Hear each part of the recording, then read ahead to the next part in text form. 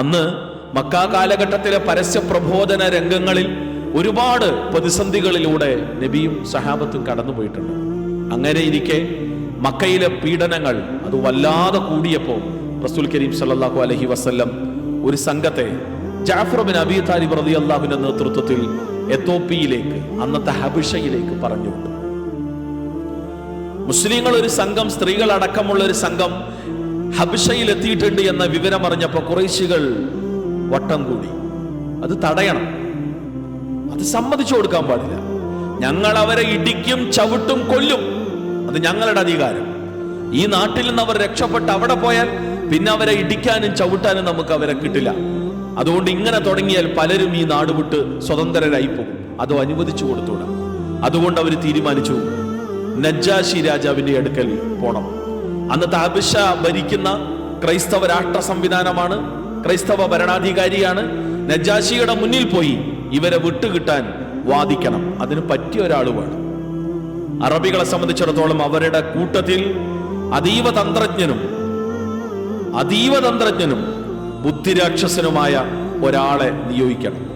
വല്ലാത്ത പ്രതിസന്ധികളിൽ ദൈക്ഷണികമായ നിലപാടുകൾ സ്വീകരിക്കേണ്ട ഘട്ടങ്ങൾ വരുമ്പോൾ, തന്ത്രപരമായ തീരുമാനങ്ങൾ എടുക്കേണ്ട ഘട്ടങ്ങൾ വരുമ്പോൾ അവർ മുന്നോട്ട് വെക്കുന്ന ഒരു പ്രധാന ഐക്കണാണ്, ഒരു ഘടകമാണ്, അല്ലെങ്കിൽ പ്രധാന വ്യക്തിയാണ് അംർ ബിൻ ആസ്.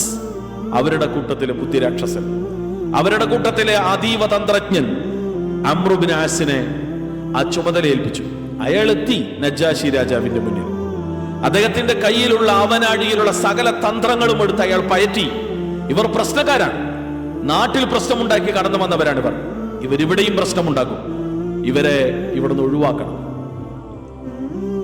എന്താണ് അതിന് അവരുണ്ടാക്കിയ പ്രശ്നം? ഇവരുടെ നേതാവ് അതിനേക്കാൾ വലിയ പ്രശ്നക്കാരനാണ്. ആരാണ് ഇവരുടെ നേതാവ്? മുഹമ്മദ് ബിൻ അബ്ദുള്ളയാണ് നേതാവ്. അപകടകരമായ വാദമാണ് അദ്ദേഹം പറയുന്നത്. ഞങ്ങളുടെ കാരണവന്മാർ, മുൻഗാമികളായ കാരണവന്മാർ വെച്ചു പുലർത്തിയ ആശയത്തിനെല്ലാം എതിരാണ് ഇദ്ദേഹത്തിന്റെ വാദം. എന്താണ് അദ്ദേഹത്തിന്റെ വാദം? അദ്ദേഹം ഏകദൈവാരാധനയെ കുറിച്ച് പറയുന്നു. ദൈവമേകനാണെന്ന് പറയുന്നു, മറ്റാരെയും ആരാധിക്കരുതെന്ന് പറയുന്നു.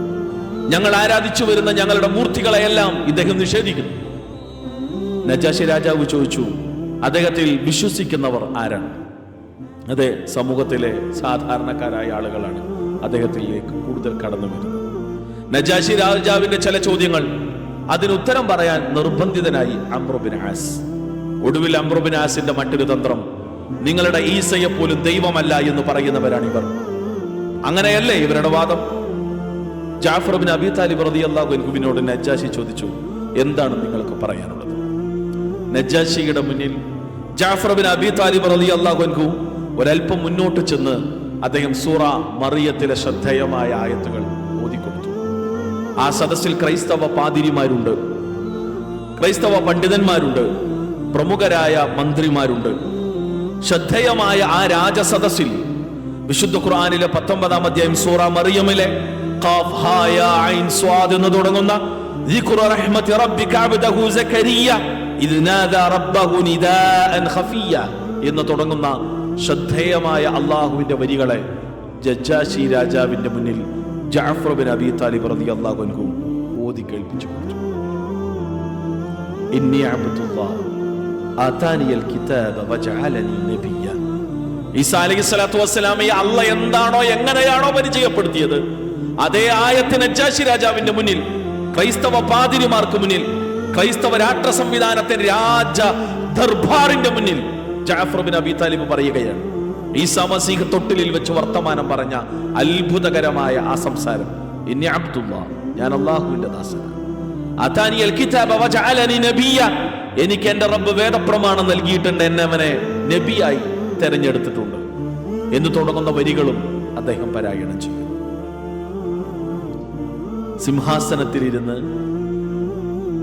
ഈ വിശുദ്ധ ഖുർആന്റെ വരികൾ കേട്ടുകൊണ്ടിരുന്ന നജ്ജാശി രാജാവ് അദ്ദേഹം എഴുന്നേറ്റു. ആ സമയത്ത് അദ്ദേഹത്തിന്റെ കണ്ണുകൾ നിറഞ്ഞൊഴുകിയിരുന്നു. ചരിത്രത്തിൽ നമുക്ക് കാണാം, ഫബക നജ്ജാശി ഹത്താ അഖ്ലല ലിഹിയതഹു, കരഞ്ഞു നജ്ജാശി. ക്രൈസ്തവനാണ്, ക്രിസ്തുമത വിശ്വാസിയാണ്, ക്രൈസ്തവ സമൂഹത്തിന്റെ അധിപനാണ്, ക്രൈസ്തവ രാഷ്ട്ര സംവിധാനത്തിന്റെ രാജാവാണ്. പക്ഷെ വിശുദ്ധ ഖുർആന്റെ വരികൾ കേട്ട് ഈസാ മസീഹിനെയും മറിയത്തെയും പരിചയപ്പെടുത്തുന്ന സൂറ മറിയമിലെ വിശുദ്ധമായ അള്ളാഹുവിന്റെ വരികളും വർത്തമാനങ്ങളും കേട്ട് നജ്ജാശി രാജാവ് എഴുന്നേറ്റ് നിന്നുപോയി. അദ്ദേഹത്തിന്റെ കണ്ണുകൾ നിറഞ്ഞൊഴുകി. എത്രത്തോളം എന്നാൽ അദ്ദേഹത്തിന്റെ കണ്ണുനീർ അദ്ദേഹത്തിന്റെ താടി രോമങ്ങളിലൂടെ ഇറ്റി വീണു എന്നാണ് നമുക്ക് ചരിത്രത്തിൽ വായിക്കാൻ കഴിയുന്നത്. എന്നിട്ട് അദ്ദേഹം ജഅഫർ ബിൻ അബി താലിബ് റളിയല്ലാഹുവിന്റെ മുന്നിൽ വന്നു നിന്നു. സുമ്മ ഖാൽ, എന്നിട്ട് അദ്ദേഹം പറഞ്ഞു, ഇന്ന ഹാദാ വല്ലദീ ജാഅ ബിഹി ഈസ ലിയഖ്റുജ മിൻ മിഷ്കാത്തിൻ വാഹിദ്. നിങ്ങൾ ഇപ്പോൾ പാരായണം ചെയ്തതെന്തോ ഇത് തന്നെയാണ് ഈസയും ലോകത്തോട് പറഞ്ഞത്. ഇത് രണ്ടും ഒരേ സ്രോതസ്സിൽ നിന്നാണ്, ഒരേ പ്രകാശ സ്രോതസ്സിൽ നിന്നാണ്, ഒരേ സ്രോതസ്സിൽ നിന്നാണ് ഇവ രണ്ടും കടന്നു വന്നത് എന്ന് നജ്ജാശി രാജാവ് അവിടെ വെച്ച് പ്രഖ്യാപിക്കുകയാണ്. നിങ്ങൾ നോക്കി, ഇത് കേട്ട് പാതിരിമാർ സ്വാഭാവികമായും അവരുടെ എതിർപ്പുകൾ പ്രകടിപ്പിക്കാൻ നജ്ജാശി രാജാവ് പറഞ്ഞു, നിശബ്ദരാകൂ നിങ്ങൾ. അദ്ദേഹം പറഞ്ഞത് സത്യമാണ്. ഈസാ മസീഹിനെ കുറിച്ച് അദ്ദേഹം പറഞ്ഞത് സത്യമാണ്. ഇത് പറയുന്നത് നജ്ജാശി രാജാവാണ്. ഒരു ക്രൈസ്തവ രാജ സദസ്സിന്റെ മുന്നിൽ, ക്രൈസ്തവ പാതിരികൾക്ക് മുന്നിൽ, ക്രൈസ്തവ രാജാവിന്റെ മുന്നിൽ വിശുദ്ധ ഖുർആനിലെ സൂറ മറിയം അള്ളാഹുവിന്റെ പ്രവാചകൻ സല്ലല്ലാഹു അലൈഹി വസല്ലമ പഠിപ്പിച്ചതുപോലെ ജഅഫർ ബിൻ അബി താലിബ് പാരായണം ചെയ്തപ്പോൾ സാക്ഷാൽ നജ്ജാശി രാജാവിന്റെ കണ്ണുകൾ പോലും ഈറനണിയുകയാണ്. അദ്ദേഹം പോലും ലോകത്തിന്റെ മുന്നിൽ പ്രഖ്യാപിക്കുകയാണ്, ഇത് സത്യമാണ്. ഈസാ മസീഹിനെ കുറിച്ചുള്ള ഈ വരികൾ, ഈസാ മസീഹിന് അവതരിപ്പിക്കപ്പെട്ടതും മുഹമ്മദ് നബിക്ക് അവതരിപ്പിക്കപ്പെട്ടതുമെല്ലാം ഒരേ സ്രോതസ്സിൽ നിന്ന് തന്നെയാണ് എന്ന് അദ്ദേഹം അംഗീകരിക്കുകയാണ്.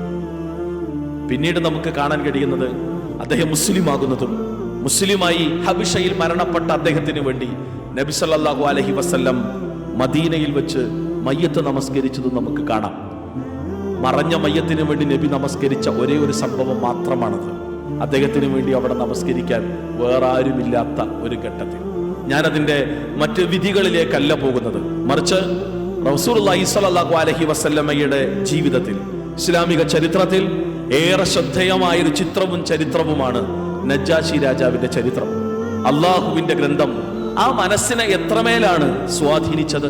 അള്ളാഹുവിന്റെ ഗ്രന്ഥം ആ കണ്ണുകളിൽ നിന്ന് എന്തെന്നില്ലാത്ത വിശുദ്ധ ഖുർആൻ ഇത് ദൈവികമാണ് എന്ന ബോധ്യത്തിന്റെ തിരിച്ചറിവിൽ നിന്നുള്ള കണ്ണീരുകളാണ് അദ്ദേഹത്തിന്റെ കണ്ണിൽ നിന്ന് ഉതിർന്നു വീണ് അദ്ദേഹത്തിന്റെ താടിയിലൂടെ ചാലിട്ടൊഴുകിയത് എന്ന് ചരിത്രം.